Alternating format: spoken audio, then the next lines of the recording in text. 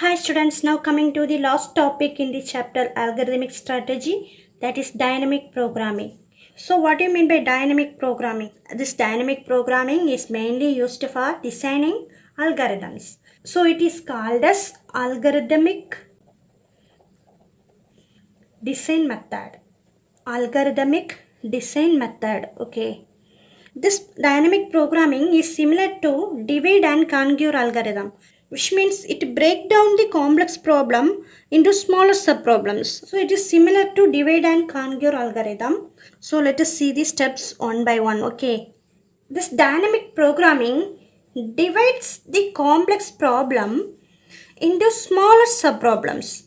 Okay, it break down the complex problem into smaller subproblems. See here, suppose a big problem is there. Whenever this problem is divided into smaller subproblems, then we can choose this dynamic programming. Okay, so the given problem is divided into smaller subproblems. Okay, second point, find the optimum solution to these subproblems.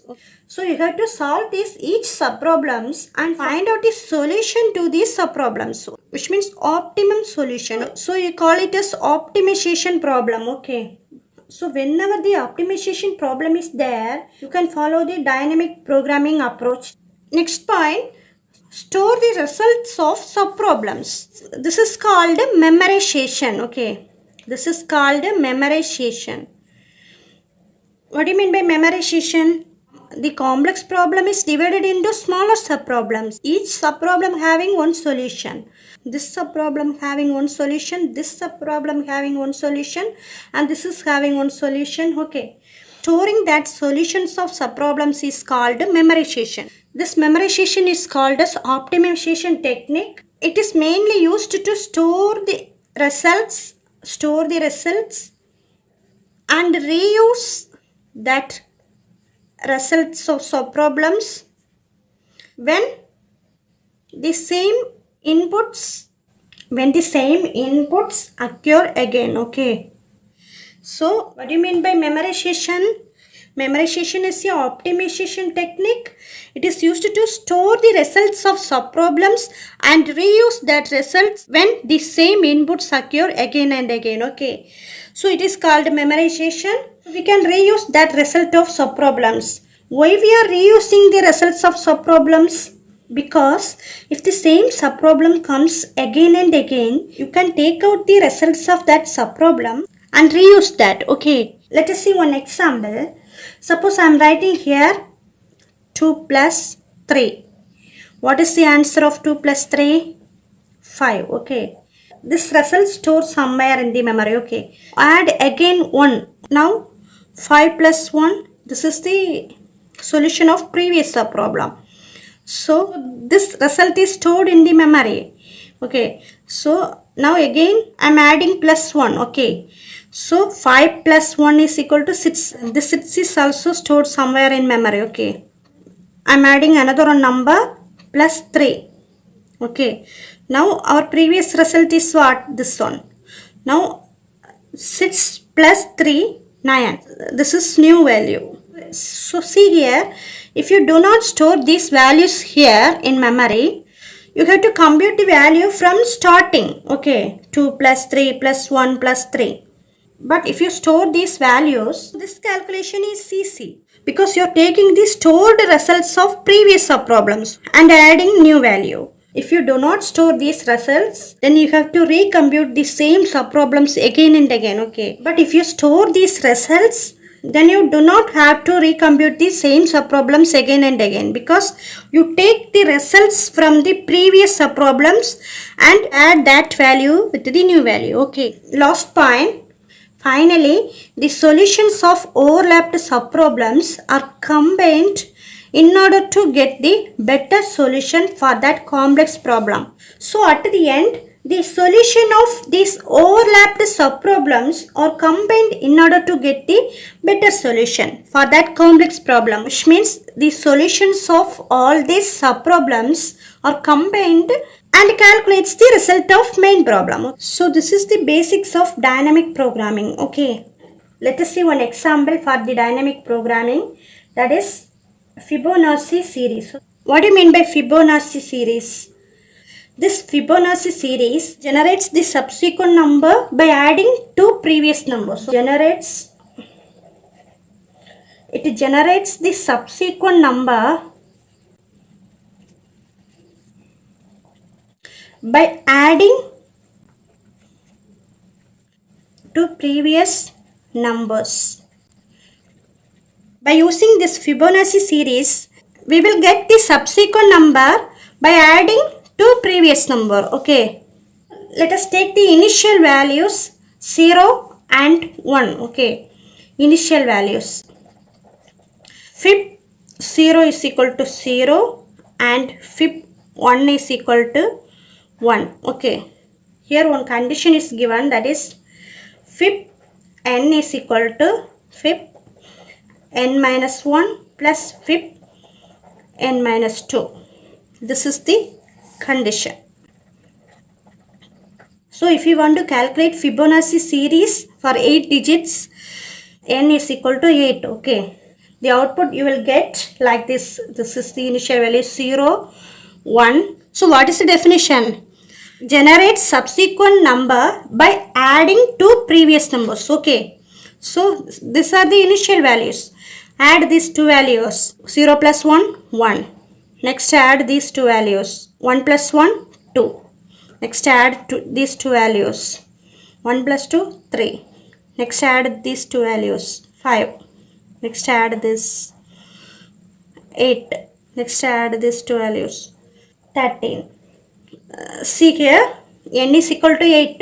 1, 2, 3, 4, 5, 6, 7, 8. So if you want to calculate the Fibonacci series for 8 digits, you can write like this. Okay, see here, Fib n is equal to Fib n minus 1 plus Fib n minus 2. This Fibonacci series is generated by using this condition. Okay, so how will you check this condition? See here, if you want to find out the Fibonacci series for 8 digits, you will get the output like this. Okay, 8 digits means 0 to 7. Okay, the digit starts from 0. Okay, this is 0th position. Next to 1, 2, 3, 4, 5, 6, 7. Okay, so 0 to 7, that is 8 digits. Okay, so this Fibonacci series satisfies this condition. How will you check this condition? See here, suppose you want to calculate the element of 5th position. How will you write? Fib n means what? N means 5. Okay, position. You have to write the position. Okay, n is equal to 5. So Fib 5 is equal to Fib n minus 1 means 5 minus 1 plus Fib n minus 2 means 5 minus 2. So Fib 5 minus 1 means what? Fib 4 plus Fib 5 minus 2, Fib 3. Okay, so see here, which number is stored in the index position 4? 3. 3. Okay. Next, which number is stored at the index position 3? Index position 3? 2. Okay, 2. So 3 plus 2, 5. So in 5th index position, we have to calculate these two elements.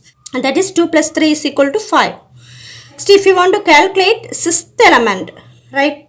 N is equal to 6. Fib 6 equal to Fib 6 minus 1 plus Fib 6 minus 2 is equal to Fib 6 minus 1 means Fib 5 plus Fib 6 minus 2 means Fib 4. See here, which element is stored in the index position 5? This 5. Okay, plus which element is stored in the index position 4? This is 4. Okay, 3. So 5 plus 3 is equal to 8. So for 6th index position, we have to calculate the previous elements, these two. Okay, 3 plus 5, that is 8.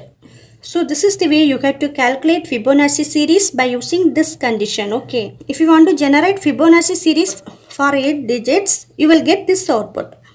But if you want to generate Fibonacci series up to 10 digits, n is equal to 10, how will you generate Fibonacci series? Write the steps for Fibonacci iterative algorithm. Okay, iterative means what?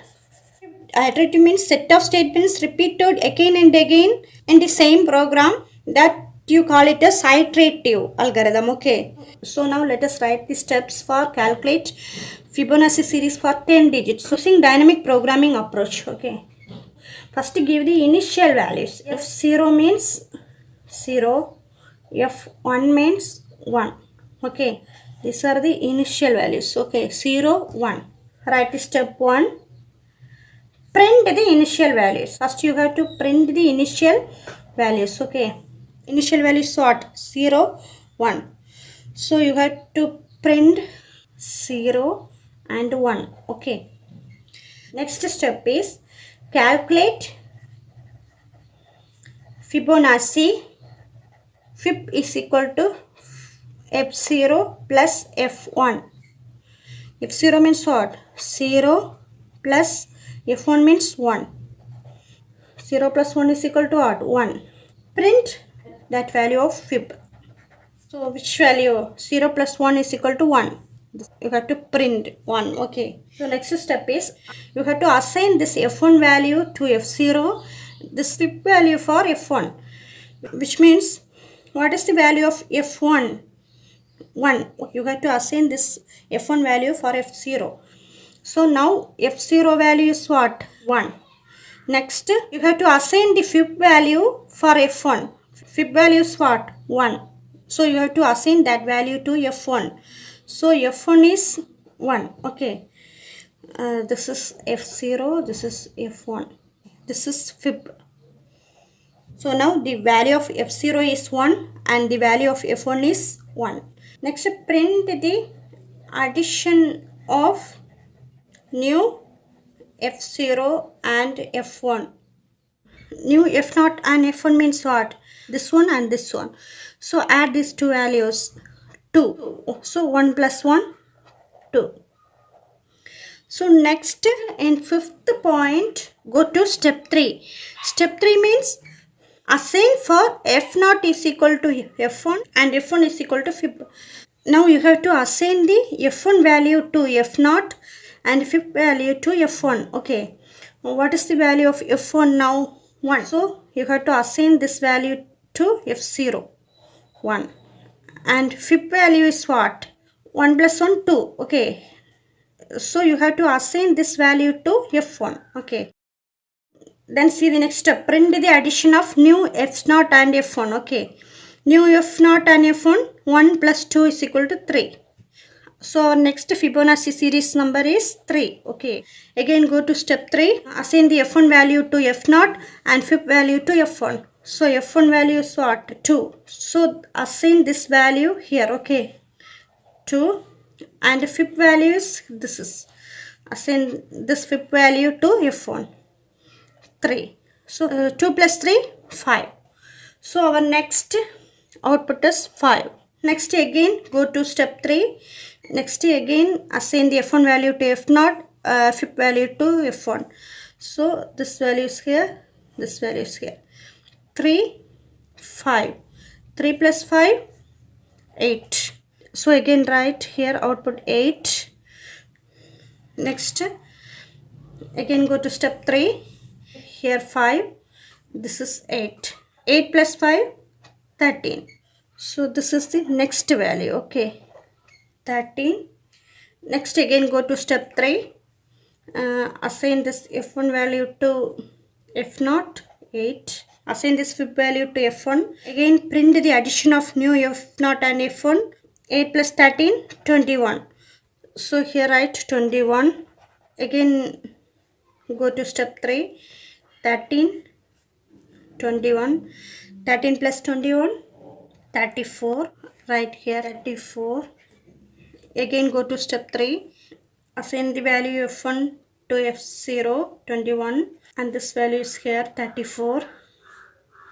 So add these two numbers, 55. 55. See here, you have to generate the Fibonacci series for 10 digits. Okay. Which means 0 to 9. Okay. 0 to 9. 0 to 9 means index positions are 0, 1, 2, 3, 4, 5, 6, 7, 8, 9. 0 to 9. Okay. We have to find out the Fibonacci series for only 10 digits. Okay. So write the Fibonacci series for 10 digits only. Okay. 1, 2, 3, 4, 5, 6, 7, 8, 9, 10. Finish here. Okay. You can find out this Fibonacci series using this condition also. Okay. So this is about dynamic programming and Fibonacci series. I hope you understand. Thank you.